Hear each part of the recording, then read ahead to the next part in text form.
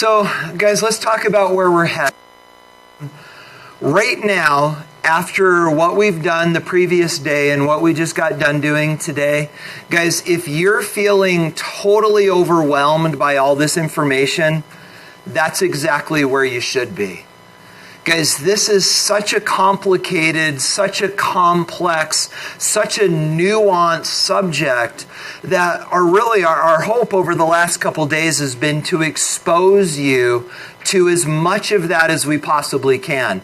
You've got Bill Nye the Science Guy all but screaming, we can't do nuclear anymore until we figure out what to do with the waste. And guys, understand, we still don't know what to do with the waste. There's only one country on the planet that's actually still working on long-term nuclear storage, and it's Finland.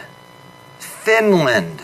Like, no, this is not going to work. Guys, that's it. So Bill makes all these really interesting arguments. And then along comes Schallenberger, and Schallenberger's like, wait a second, what about renewables? And the last video we watched last time, he's blowing holes in this argument about renewables. And then he starts to talk about nuclear. And then we saw this entire video today where Schallenberger's talking about nuclear as if it's going to be the salvation of the planet. And he's calling nuclear a clean energy source. But is it? Just because it's not spewing stuff into the atmosphere doesn't mean that it's not creating stuff that could hurt our environment.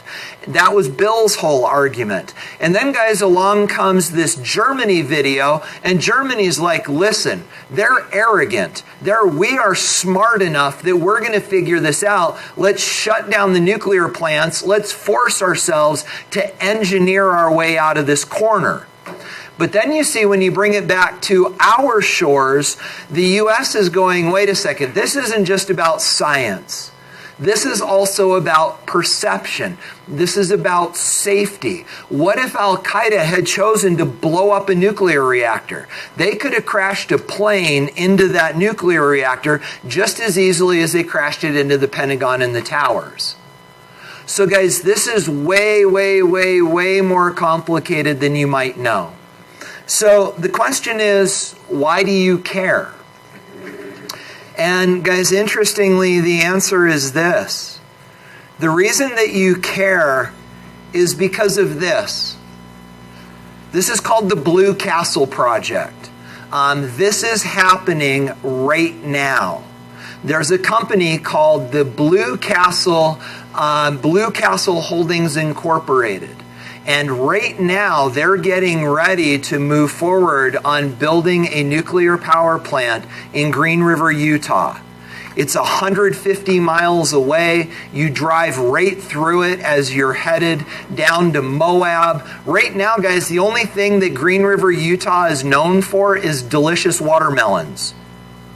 But they're about to be known to be the first place in decades where the United States has built a new power plant.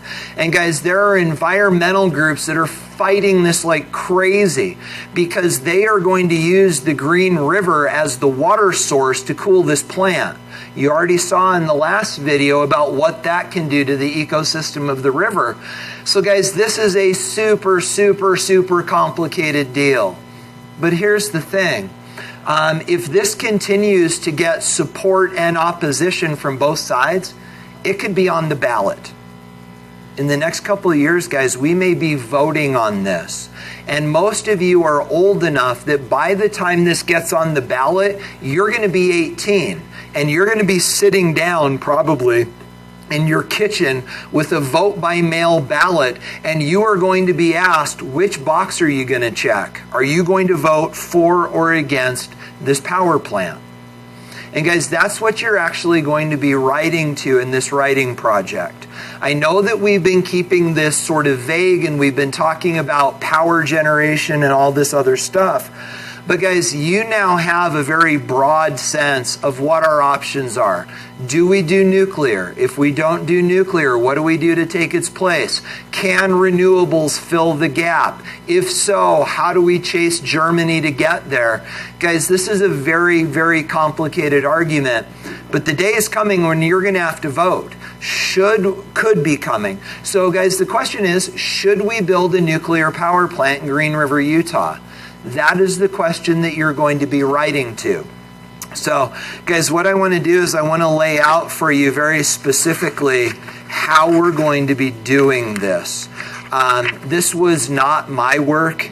This comes at the hand and the pen of the smartest person on the planet, Mr. Ellingford. Miss Collin, I actually spent hours with Ellingford last week pulling this all together. It's the most humbling experience of my life. Trying to peek around inside of the brain of Ellingford. It's kind of a scary place.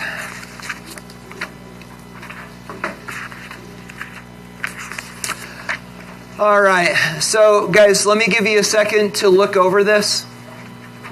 Let me pull it up on the screen.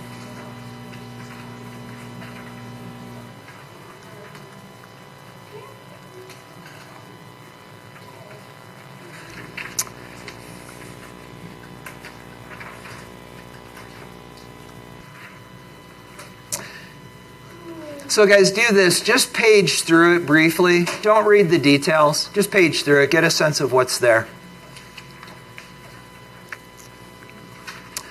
So guys, let me explain to you how this is going to work.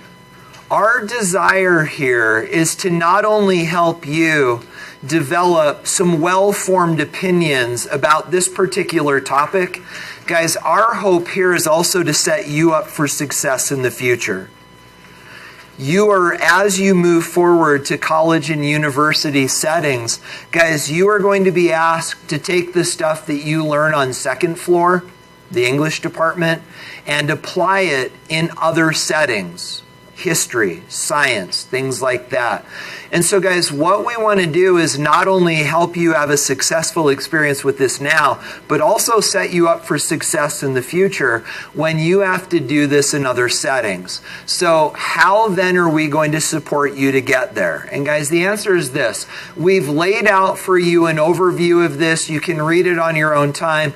But functionally, guys, your thesis comes down to this. Are you going to vote yes or no on the nuclear power plant that they want to build down in Green River, Utah?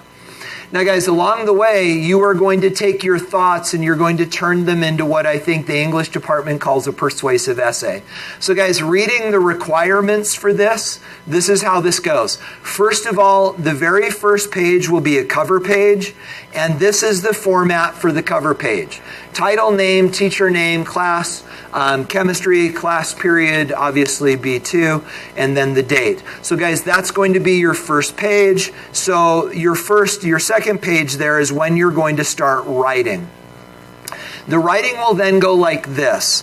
Guys, this is a 2-page minimum, 3-page maximum.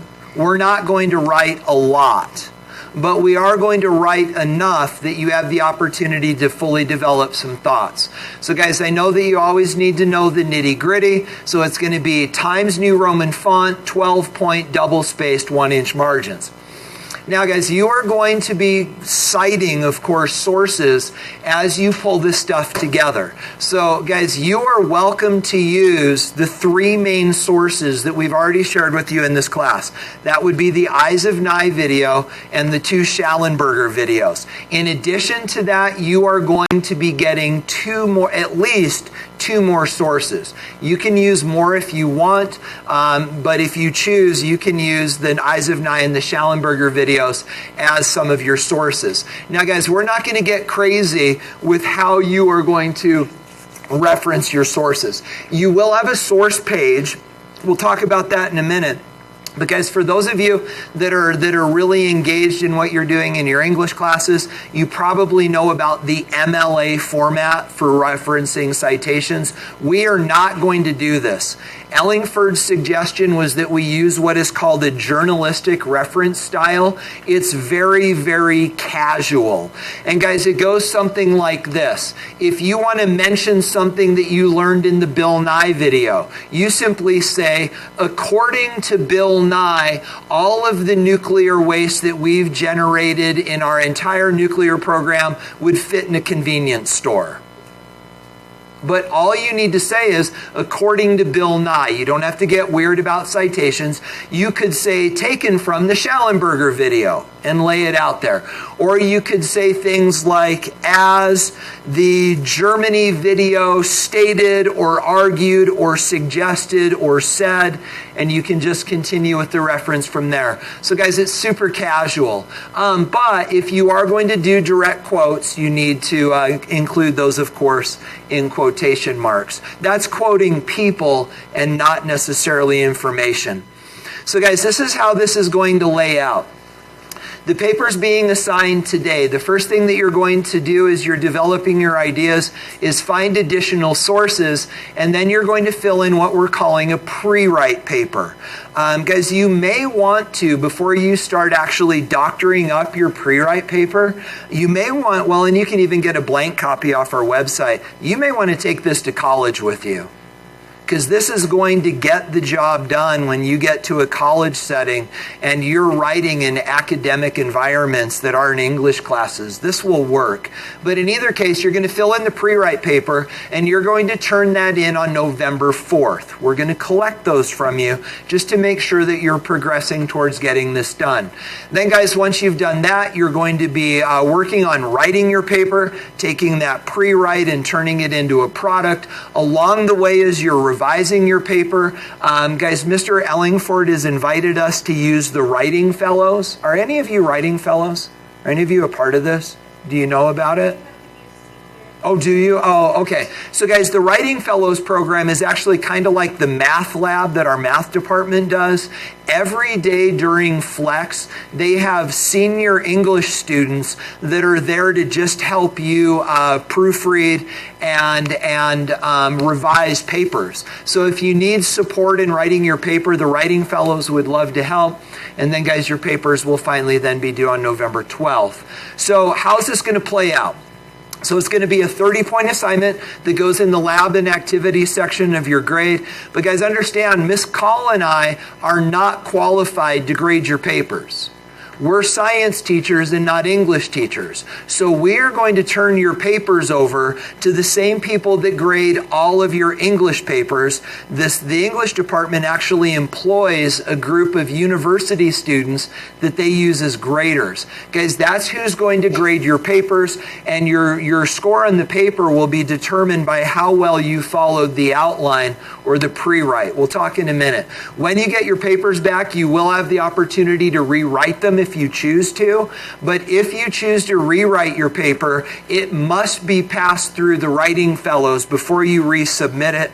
And then guys, if you choose to rewrite your paper, that will come at a 10% deduction simply for being a rewrite. So guys, that's I think everything you need to know about the assignment. Is there anything there you need to talk about? Yeah, please. No. So it's 2 written pages. And that, frankly, that was Ellingford's advice, was if you don't separate the 2, you're going to have students that make half the first page their title page. And so, no, it's title page and then 2 to 3 written pages after that. Anything else, y'all? You're good? Okay. So, guys, what then is this going to look like? Guys, this is worth the price of admission. You want to know how to write a paper in a scientific context, how to format a persuasive essay? Guys, this is it. This is the structure that you're going to use to write this paper. So the very first thing you're going to do is you're going to state your thesis. It's engaging, it invites your reader into what you're thinking, and it allows you the opportunity to say, I'm going to vote against the Green River Project, or I'm going to vote for the Green River Project. You are laying out your thesis, which is essentially, how are you going to vote? But then, guys, the second paragraph, we call this the rebuttal or the antithesis paragraph, where you're going to talk about, why do people think I'm wrong? If I'm voting against it, why on earth would people vote for it? Or vice versa. You're going to acknowledge that there are intelligent people on the other side of the argument that have really good reasons for thinking what they think. Then, guys, after that, you're going to write 3 paragraphs supporting your thesis. Reasons 1, 2, and 3. And notice, guys, that each one of those reasons needs to be supported with evidence, but it also needs to be intriguing to your reader, talking about how this is relevant to what's going on within our state, within our nation, and so on. So you're going to have 3 reasons, each supported with 2 or 3 evidences. And guys, that's what this becomes. These are then your evidences. You are going to decide nuclear for or against, and then these become not only your evidences to support your argument, but also a lot of this is also your antithesis paragraph. Then, guys, when you're all done with that, you're going to write a conclusion. Your conclusion will not just be a retelling of your thesis.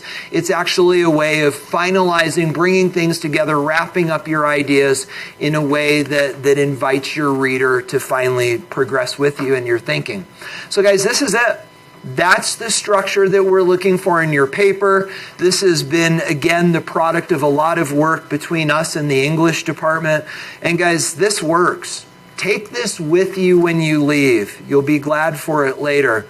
But, guys, this then is how you're going to be structuring this. This is exactly the same thing, only it's blank. This is your pre-writing page. So, guys, this is the thing that is due November 4th, where you're going to state your thesis. You're going to jot down some ideas about what are the arguments against your point. Then you're going to identify your 3 reasons and the evidences that you're going to use, and then talk about how you're going to conclude this. Guys, once you've done this, your paper's written. All you've got to do is take all of those ideas, connect your ideas together in sentence form, cluster them together in paragraphs, and your paper's done.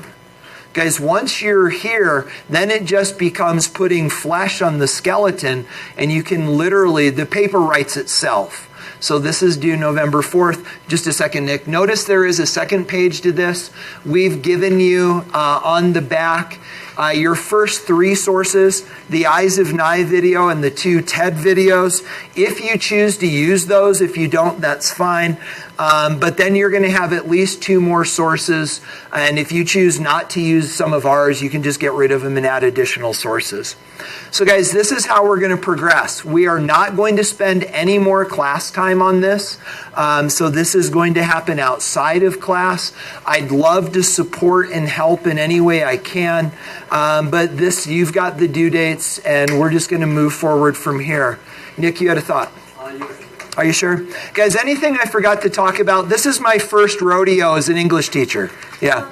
With the 5 sources, yeah. Can we just use some of them for like general context? Is that yeah. okay, or does every single one need to be used directly referenced in? That is a question I've never even thought to think about.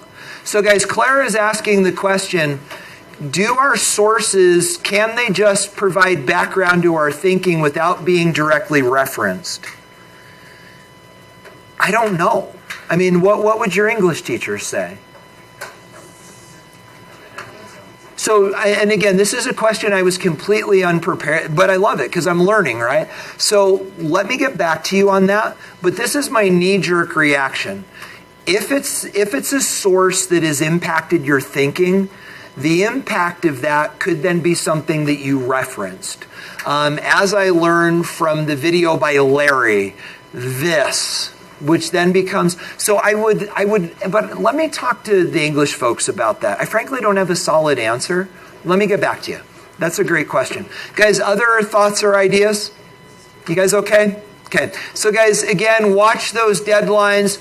All of this will be posted on our calendar with links to all the videos that we've watched. And we have just a couple minutes left. Like 3 or 4. So, guys, nothing due Wednesday, right? Nothing due on Wednesday. We'll wrap up the unit on Wednesday, test on Friday. That is all.